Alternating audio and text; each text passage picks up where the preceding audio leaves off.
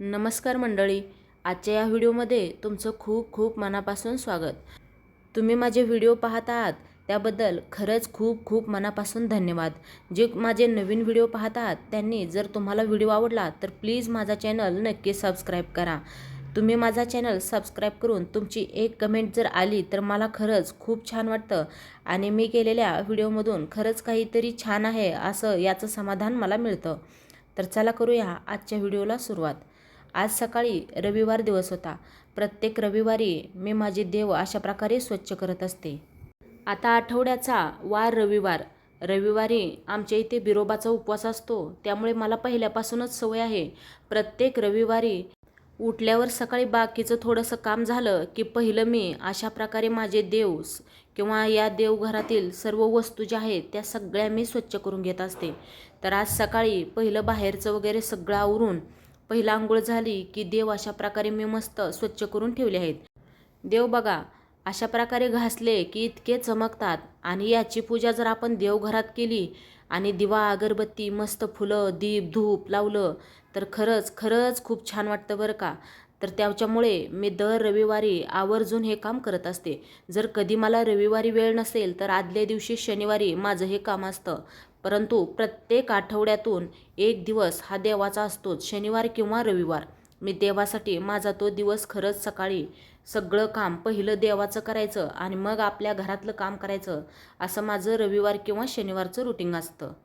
म्हणून म्हटलं हा व्हिडिओ तुमच्याबरोबर शेअर करावा. तर तुम्हाला जर मी देव कसे घासते हा व्हिडिओ पाहायचा असेल तर मला कमेंटमध्ये नक्की सांगा. मी तुमच्यासाठी तो व्हिडिओ नक्की शेअर करेल.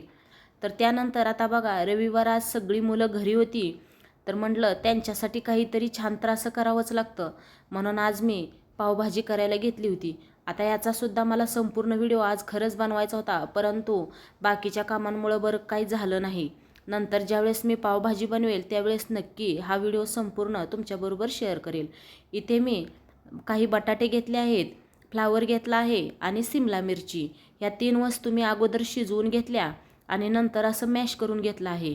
त्यानंतर असा छान टोमॅटो, कांदा, अद्रक, लसूण, लाल तिखट, पावभाजी मसाला, हळद, धना पावडर, थोडासा कच्चा मसाला यामध्ये टाकलेला आहे आणि मस्त असा तो जो मॅश केलेलं जे वाटण होतं ते यामध्ये टाकून थोडंसं पाणी टाकून असा रस्सा बनवला आणि त्यामध्ये ओला दुकानातला जो वाटाणा असतो तो आज मी इथे वापरला आहे. कारण मला वेळ नव्हता, घरामध्ये शिजलेला वाटाणा तो घरात फ्रीजमध्येच राहिला होता, म्हणून मी दुकानातून थोडासा ओला वाटाणा म्हणजेच ग्रीन पीस आणून यामध्ये टाकले होते.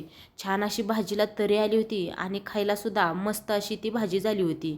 तर त्यानंतर आपण कालच व्हिडिओ टाकला होता, तो लोणी जे मी काढलं होतं ते लोणी मी काही काल कढवलं नव्हतं, म्हणून आज ते लोणी छान असं कढवायला ठेवलं होतं. तर रिकाम्या वेळेतला पुरेपूर वापर कसा करायचा किंवा रिकाम्या वेळेत आपली राहिलेली कामं आपण करतच असतो. तसंच मी आता म्हटलं उन्हाळा आहे, मिरची पावडर तर आपल्याला पुढं लागणारच आहे, पावसाळ्यात काही करायला होत नाही. म्हणून मस्त अशा मिरच्या आणल्या होत्या, 1 किलो मिरची आसन ही पावडर मी करून आणली आहे.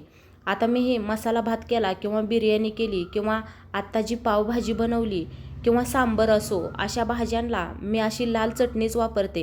कारण आपल्या घरातलं लाल काळं तिखट काय मी त्या भाज्यांमध्ये जास्त करून टाकत नाही, टाकलं तर थोडंसंच टाकते, परंतु ही लाल मिरची पावडर मला त्यामध्ये टाकायला जास्त आवडते आणि भाजीसुद्धा तशा भाज्या खरंच या लाल मिरची पावडरनी छान होतात. तर मैत्रिणींनो, आजचा आपला हा दिवस असा होता. व्हिडिओ कसा वाटला कमेंटमध्ये सांगा. व्हिडिओ आवडला असेल तर प्लीज माझा चॅनल नक्की सबस्क्राईब करा. हा व्हिडिओ माझा तुम्हाला मनापासून आवडला असेल तर प्लीज एक कमेंट व एक लाईक नक्की करायला विसरू नका.